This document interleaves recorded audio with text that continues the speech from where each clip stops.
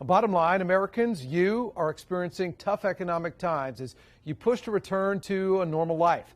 But how is that influencing our nation's workforce? Tonight, in depth, talking with a workforce expert on what exactly is driving employees away from their jobs, how businesses can adapt to survive.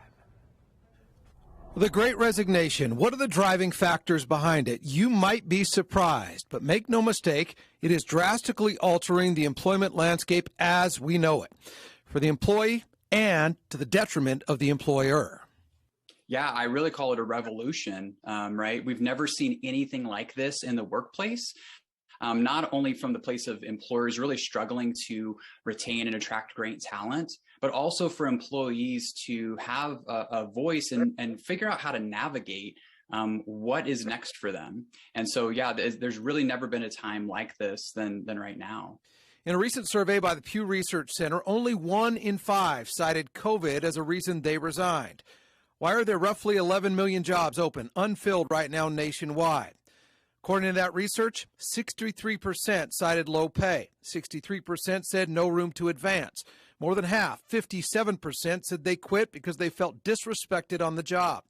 Childcare costs, another key reason, and that factor has kept women in the workforce below pre-pandemic levels. A lot of times employers and employees are speaking two different languages. So for employers, it really kind of ties back to something you touched on, which is pay and benefits and work from home. And all those things are really important. And what's always been true is that employees work on the language and the currency of value, right? Am I important? What's the plan for me? How can I grow? What is an investment? Is the leadership that I follow, does it have integrity, right? Those are the reasons why people stay and leave. But sometimes, and a lot of times, really honestly, employees say they're leaving for a certain reason. But in my experience, nobody typically leaves just because of pay.